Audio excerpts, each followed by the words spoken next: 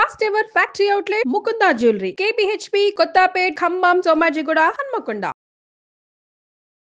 జై శ్రీకృష్ణ. ఆండాల్ తిరువడిగలే శరణం. తిరుప్పావైలో ఈరోజు మనం 18వ రోజుకి చేరుకున్నాం. 18 అనగానే చాలా ముఖ్యమైనటువంటి సంఖ్య అని మనందరికీ కూడా ఒక్కసారి జ్ఞాపకం వస్తుంది. శ్రీమద్ భగవద్గీతలో అధ్యాయాలు 18, శ్రీమన్ మహాభారతంలో పర్వాలు 18, 18 అక్షోహిణుల సైన్యంతో కౌరవుల పాండవుల కురుక్షేత్ర యుద్ధం జరిగింది. ఇలాగా 1 కాదు 2 కాదు 18 అనగానే ఎన్నో విశేషాలు గుర్తుకొస్తాయి. అలాగే మన తిరుప్పావైలో ధనుర్మాస వ్రతంలో కూడా 18 అనగానే అమ్మవారి పాసురం.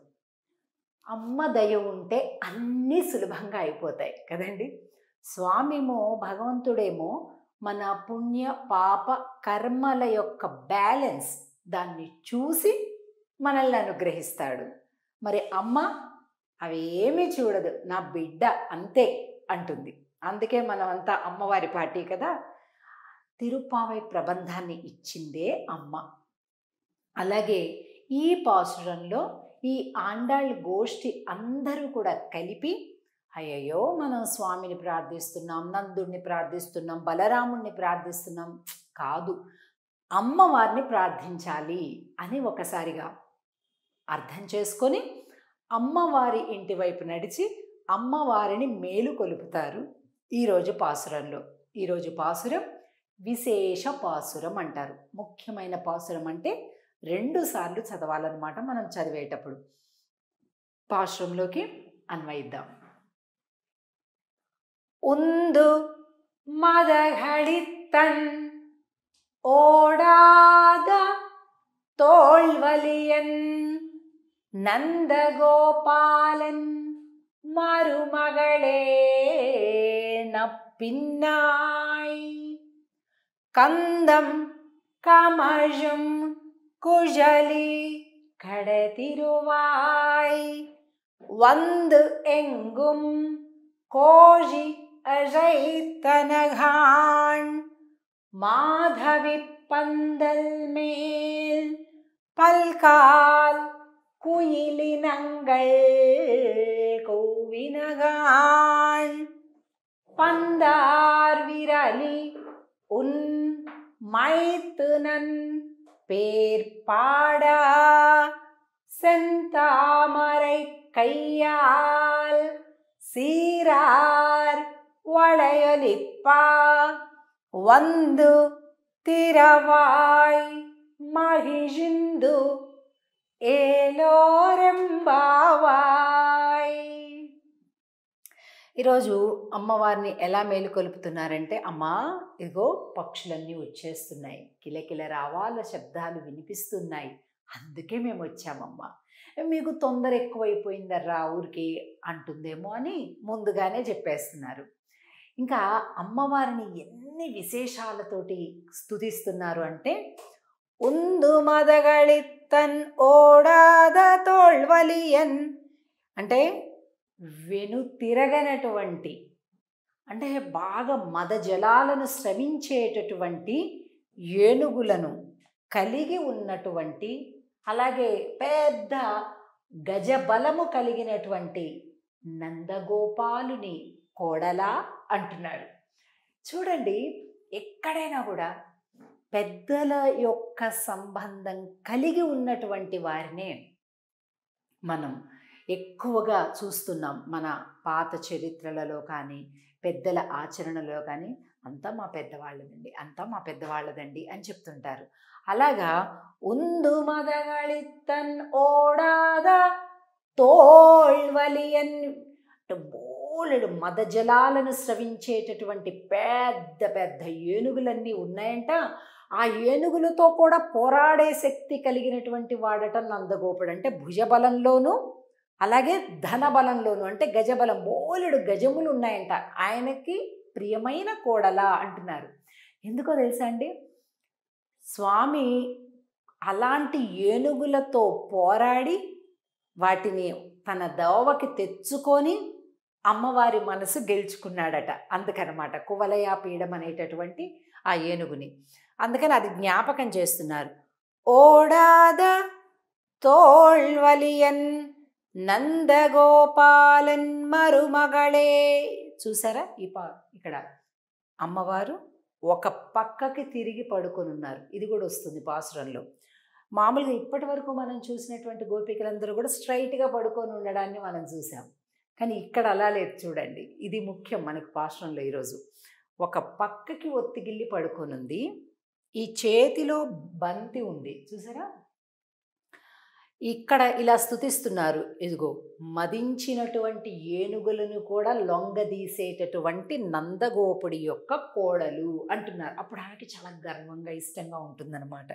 వీళ్ళందరూ ఇలా చూస్తున్నారనమాట. ఇది ఈ వేల్టి పాశంలో మనకు కనిపిస్తుంది.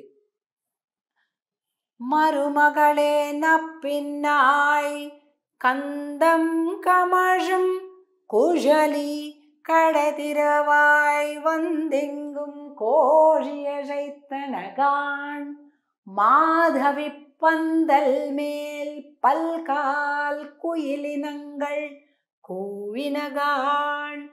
అమ్మా, చాలా కోకిలలన్నీ కూస్తూ ఉన్నాయి. నీ ఇంటి ముందట మాధవి పందిరి ఉంది.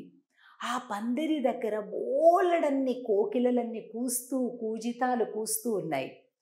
మయూరాలున్నాయి, నెమళ్ళు నాట్యం చేస్తూ ఉన్నాయట. అయితే మీరు మామూలుగా అనుకుంటున్నారా? కాదు, అమ్మవారి దగ్గర సంగీతం నేర్చుకోవటానికి కోకిలలన్నీ వెయిట్ చేస్తున్నాయట. మామూలుగా సంగీతం బాగా పాడితే, గొంతు శ్రావ్యంగా ఉంటే కోకిల అని అంటాం కదా. అలాంటి కోకిలలకి ఎలా వచ్చింది అంత గానం అంటే అమ్మవారి దగ్గర క్లాసెస్ తీసుకుంటున్నాయంట. చెప్తున్నారు, అవన్నీ కూడా నీ దగ్గర నేర్చుకోవటానికి వచ్చాయమ్మా. అలాగే నెమళ్ళన్నీ కూడా అటు ఇటు ఇటు అటు తిరుగుతున్నాయంట అక్కడే. ఎందుకు? నీ దగ్గర నాట్యం నేర్చుకుంటున్నాయి నెమళ్ళు. నువ్వు ఇంకా నిద్ర లేవలేదు కదా, అందుకే టీచర్ రాకముందు క్లాస్లో స్టూడెంట్స్ అంతా అటు ఇటు ఇటు అటు వెయిట్ చేస్తూ అలా మాట్లాడుతూ అలా కిచకిచ ఏదో మాట్లాడుతూ అలాంటి దృశ్యాన్ని చెప్తున్నారు ఆండాళ్ళ తల్లి. అమ్మా, కోకిలలు పాటలు నేర్చుకుంటాయి నీ దగ్గర, నెమళ్ళు నాట్యం నేర్చుకుంటాయి నీ దగ్గర.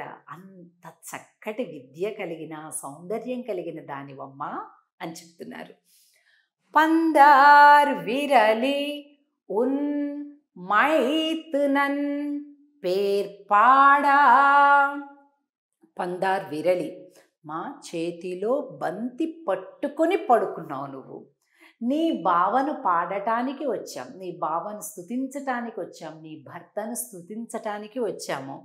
సెంతామరై కయ్యాల్ సీరార్ వళయ్యలిప్పా.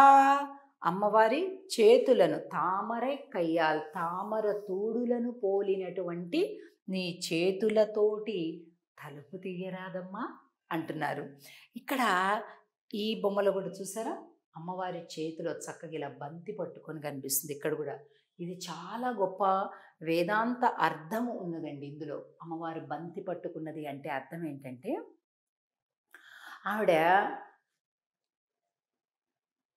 సృష్టి ఎప్పుడైతే ప్రళయ స్థితి ఉంటుందో, అంటే ఈ సృష్టి మొత్తం జలంతో అయిపోయింది, మళ్ళీ తిరిగి సృష్టిని సృజించాలి. అది రాత్రి సమయం, అంతే కదండి. ప్రళయం అంటే రాత్రి, సృష్టి అంటే ఉదయం. అలాగా ఆవిడ ఏం చేస్తుందట, ప్రళయకాల స్థితిలో మొత్తం విశ్వాన్ని తన చేతిలోకి తీసుకుంటుందట. ఎందుకంటే దవక్కన పరమాత్మ తాను సృజించేస్తాడని. అప్పుడు సరిగ్గా న్యాయ నిర్ణేత కదా, అనేక శిక్షలు ఇచ్చేస్తాడు. మన కర్మలకు అనుగుణంగాని తన కంట్రోల్లోకి తీసుకుంటుందట అమ్మవారు. ఇదే ఈ విశ్వము, ఈ భూమండలము అని అర్థం అన్నమాట. ఉపనిషత్తుల్లో నిగూఢంగా ఉండేటటువంటి ఈ రహస్యాన్ని ఆండాళ్ తల్లి మర్మగర్భంగా ఒక కథలాగా చక్కగా ఒక చిత్ర రూపంలోనూ మనం అనుభవిస్తున్నాం. ఆండాళ్ తల్లి పాటల రూపంలో చెప్తే, మనమేమో ఇప్పుడు చిత్ర రూపంలో కూడా మరింత సులభంగా ఉండేలాగా చూస్తున్నాం. కనుక ఈ పాశ్రంలో ఇలాగా అమ్మవారిని ప్రార్థిస్తూ ఉండడం, అమ్మవారిని ప్రసన్నం చేసుకోవటం కనిపిస్తుంది. లక్ష్మి అనుగ్రహం కావాలి అనుకునేవారు ఈ పాసురాన్ని మామూలు సమయాల్లో కూడా ఎన్నోసార్లు చదువుకుంటే చాలా చక్కటి లక్ష్మీప్రదమైనటువంటి అనుగ్రహం కలుగుతుంది అని మన పెద్దలు పూర్వాచార్యులు చెప్తుంటారు. తప్పకుండా సేవిద్దాం. ఆండాళ్ తిరువడిగళే శరణం. జై శ్రీకృష్ణ.